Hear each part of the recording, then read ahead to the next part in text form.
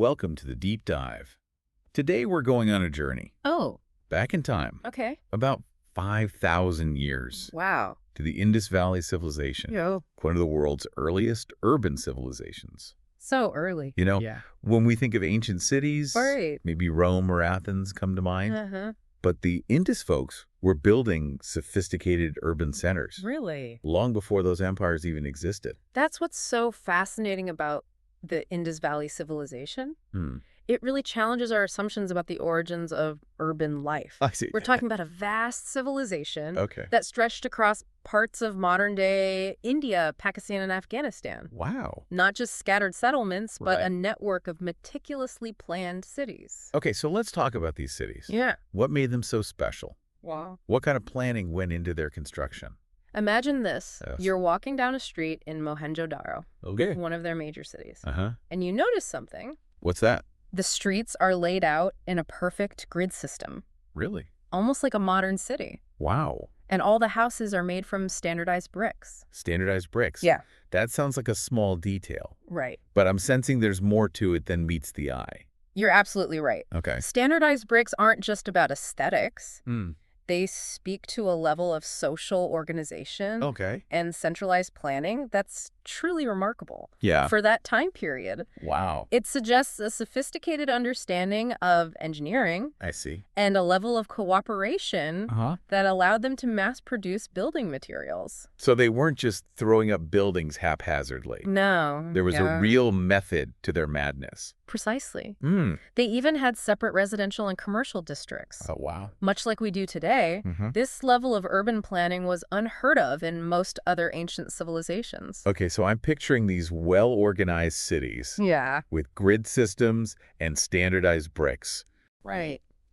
But let's talk about something that's always fascinated me Okay. about the Indus Valley Civilization. What's that? Their plumbing. Oh, yeah. It's almost legendary how advanced it was for the time. Yes, their drainage and sanitation systems were truly groundbreaking. Okay. We're talking about a civilization that had toilets Wow. and covered drains connected to a sophisticated sewage system Really? thousands of years ago. It's mind-boggling. I know, right? When you compare it to other civilizations Mm. that were still struggling with basic sanitation, Yeah.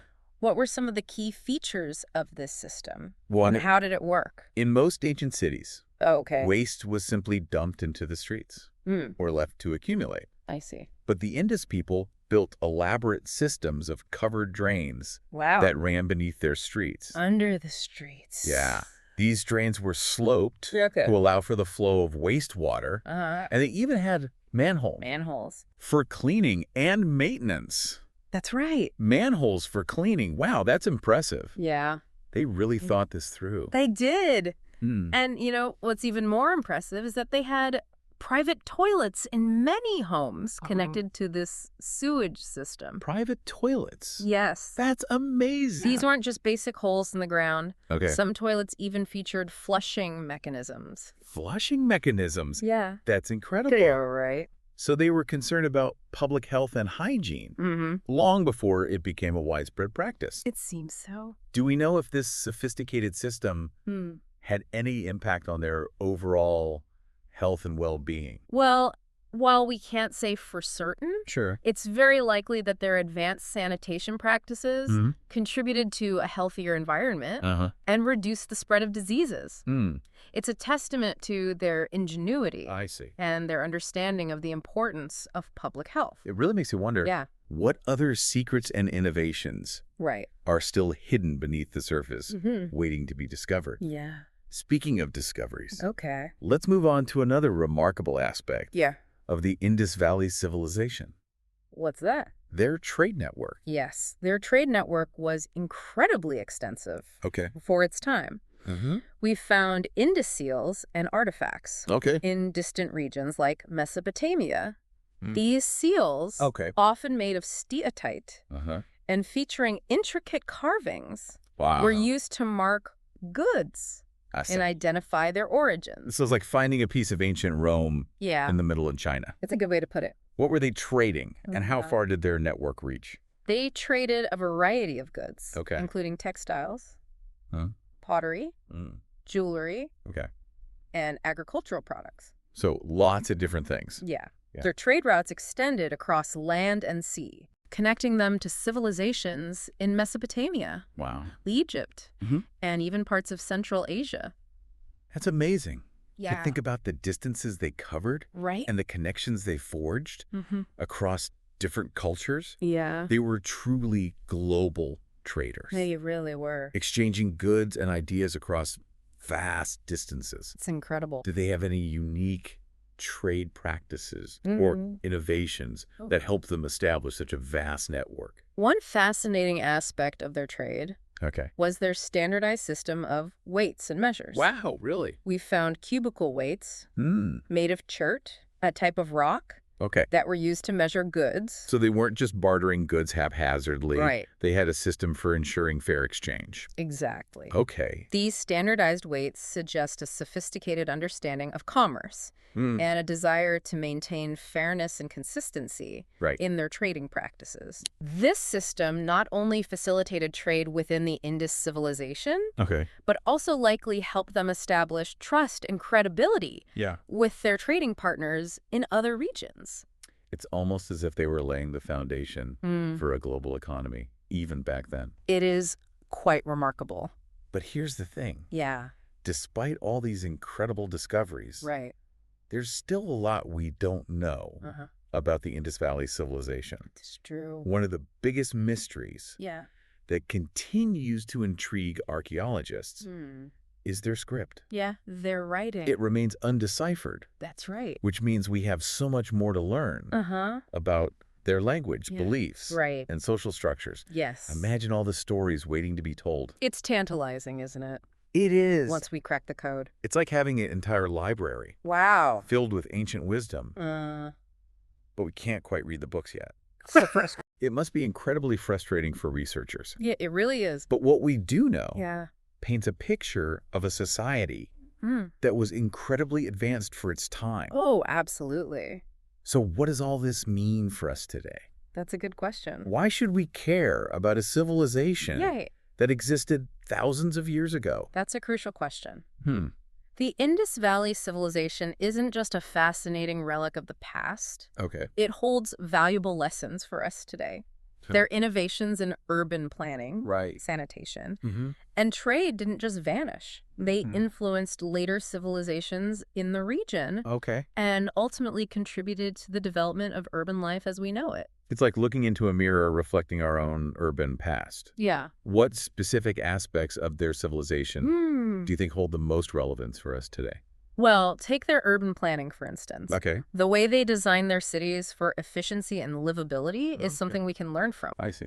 As we grapple with the challenges of modern urbanization and their emphasis on public health, evident in their sophisticated drainage systems, reminds us of the importance of investing in infrastructure that supports the well-being of our citizens. So by studying the Indus Valley Civilization, we're not just looking at the past. No. We're potentially gaining insights into how to shape the cities of the future. Precisely. They face challenges that we still grapple with today. Managing resources, building sustainable infrastructure, and creating healthy living environments. The Indus Valley Civilization offers a unique perspective on these age-old problems and can inspire innovative solutions for the future. It's incredible how the past can inform the present and potentially shape the future. Right. Absolutely. It's fascinating to think about how they managed to create such a thriving civilization in such a challenging environment. Okay, so we've talked about their cities. Right. Their incredible plumbing. And their far-reaching trade network. It's really quite remarkable. But there's still so much we don't know. That's true. About the Indus Valley Civilization. Their script remains a mystery. And we're left wondering about their daily lives, their beliefs, their social structure. It's like we have this amazing jigsaw puzzle. I like that analogy. But some of the pieces are still missing. It's true, and that's part of what makes them so captivating. We're left to piece together clues from their archaeological remains, their artifacts, their city layouts. One of the things that stands out to me is their apparent emphasis on egalitarianism. Egalitarianism. Yeah. That's a big word. It's a word. For such an ancient civilization. What makes you think they were egalitarian? Well, unlike many other ancient civilizations, we don't see grand palaces. Or ostentatious tombs that suggest a rigid social hierarchy. I see. The cities themselves seem to have been designed with a focus on equality and accessibility for all citizens. So they weren't building giant pyramids to glorify their rulers? Right. Or showcasing opulent displays of wealth? Exactly. It sounds like a very different approach to social organization than we see in many other ancient cultures. It really is. Exactly. And this egalitarian ethos is further reflected in the uniformity of their housing structures. Right. While there are variations in size. Right. The overall layout and features of their homes suggest a level of social equality. That's quite remarkable at the time. So it's not just about the absence of palaces or tombs. Right. It's about a conscious effort to create a more equitable society. It seems that way. Do we have any clues about their political system? Well, did they have kings or rulers? Or was it a more decentralized form of governance? That's one of the big questions that archaeologists are still debating. Right. We haven't found any conclusive evidence of kings or palaces. This suggests that they may have had a more collective form of leadership, perhaps through councils or assemblies. A collective form of leadership. Yeah. It sounds almost like a proto-democracy. Right. Which is pretty radical for a civilization that existed thousands of years ago. It's certainly a possibility. And it would be consistent with their apparent emphasis on egalitarianism and social harmony. Okay. But we need more evidence to confirm this theory. I'm curious. Do we have any insights into their religious beliefs? We have found some evidence of ritual practices. Like what? Including the use of fire altars and ceremonial bathing tanks. Wow, okay. Some scholars believe they may have worshipped a mother goddess figure. A mother goddess associated with fertility and abundance, as well as other deities representing natural forces. Right. A mother goddess figure. Yeah. That's a recurring theme. It is. In many ancient religions. It makes me wonder about the role of women in Indus society. That's a great question. Yeah. We don't have a complete picture. Sure. But the archaeological evidence suggests that women may have played a significant role in Indus society. We found terracotta figurines depicting women in a variety of roles. Like what? Including as priestesses, dancers, and musicians. So it wasn't a strictly patriarchal society? It seems unlikely. The evidence we have points to a more balanced and inclusive social structure where women were valued and respected. It's so fascinating. I know, it really is. To imagine what life must have been like in these cities. Walking the streets, interacting with people, engaging in their daily routines. Do we have any clues about their crafts, their arts, their cultural expressions? We've uncovered a wealth of artifacts that provide glimpses into their artistry and craftsmanship. Like what? Their pottery, for example, is renowned for its beauty and functionality. They created intricate designs and used a variety of techniques, including glazed pottery. Wow. Which was quite advanced for its time. Glazed pottery. Yeah. That's a technique that requires a high level of skill and technical knowledge. It speaks to their sophistication as artisans. Absolutely. And they were also skilled metal workers. Really? We found bronze tools, weapons, and ornaments that demonstrate their mastery of metallurgy. So they were not just builders and planners, they were also artists and craftspeople. Yeah. It's like they had this holistic approach to civilization. Combining practicality with a sense of beauty and artistry. I think you've hit the nail on the head. The Indus Valley Civilization wasn't just about survival. It was about creating a flourishing and aesthetically pleasing society. And their art reflects this deep appreciation for beauty and craftsmanship. It's incredible. It is. How we can learn so much about a civilization through their art and their everyday objects. That's true. It's like each artifact is a window into their world. A story waiting to be told. Absolutely. And one of the most intriguing aspects of Indus art is the recurring motif of animals. Oh, interesting. We see depictions of elephants, bulls, rhinoceroses, and tigers. Animals seem to play a prominent role in many ancient cultures. They do. What do you think the significance of these animal motifs might be? Well, some scholars believe that these animals may have had religious significance, perhaps representing deities or spiritual beings. Others suggest that they may have symbolized power, fertility, or the natural world. It's fascinating how these ancient symbols can still spark our imagination and make us wonder about their deeper meaning. It's like we're trying to decode a message from the past. And that's part of the enduring allure of the Indus Valley Civilization. It's a civilization that continues to challenge our assumptions and inspire our curiosity.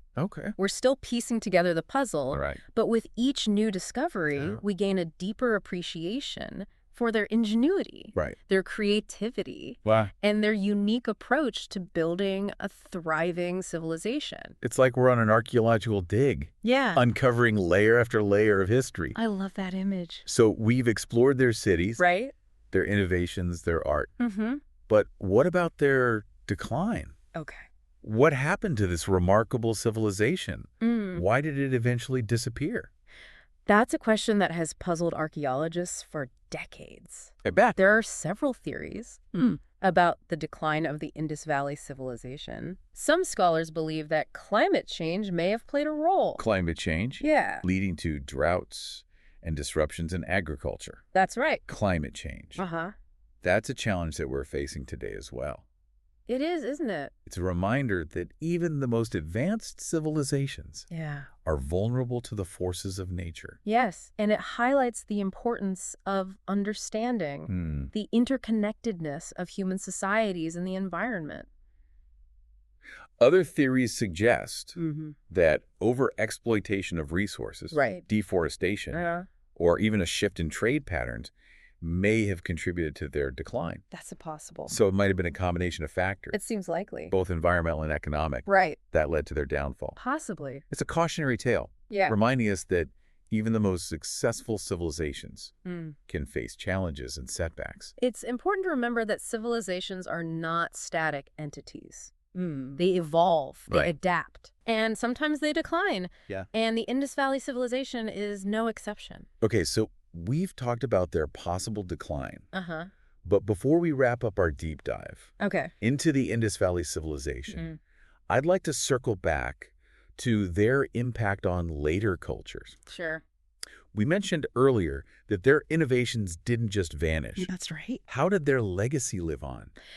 Their influence can be seen in the development of later civilizations in the region, particularly in the realm of urban planning and water management.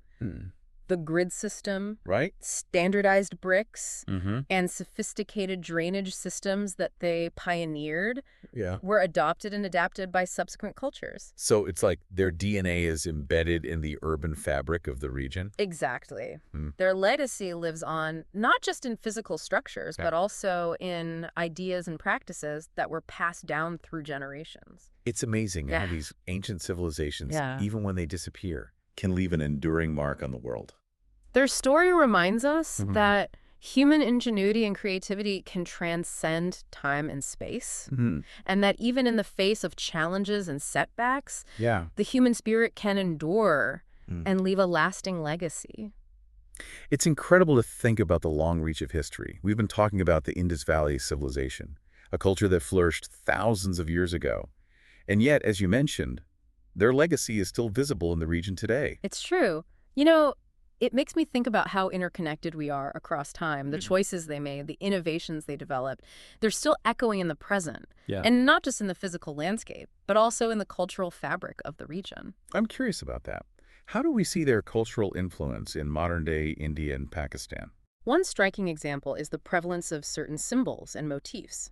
For instance, the bull, which is a prominent figure in Indus iconography, continues to hold cultural and religious significance in the region. And some scholars even suggest that certain aspects of yoga and meditation practices may have roots in Indus spiritual traditions. So these ancient practices and beliefs, even though we may not fully understand them, have been passed down through generations. and are still woven into the tapestry of modern life. Precisely. And it reminds us that history isn't just about dates and facts. It's about the transmission of ideas, beliefs, and practices that shape the way we see the world. It's like we're carrying a piece of their story within us. Hmm. But I'm also curious about something you mentioned earlier, the undeciphered Indus script. You said it's one of the biggest mysteries of this civilization. What are some of the challenges in deciphering it? And what are researchers doing to try and crack the code? The Indus script is incredibly complex. We have thousands of inscriptions, mostly on seals and pottery fragments. But the script itself remains elusive. One of the main challenges is that we don't have any bilingual texts, like the Rosetta Stone, which helped scholars decipher Egyptian hieroglyphs. So it's like trying to solve a puzzle without knowing what the picture's supposed to look like. That's a great analogy. But researchers aren't giving up. They're using a variety of techniques, including computational linguistics and comparisons with other ancient scripts, to try and unlock the secrets of the Indus language. What would it mean if we were able to decipher their script? What kind of insights could we gain? Oh, it would be a monumental breakthrough. It would give us access to their literature, their religious texts, their personal correspondence. We could learn about their worldview, their social customs, their political systems. It would be like opening a window into their minds and hearts. It's amazing to think about the potential for new discoveries.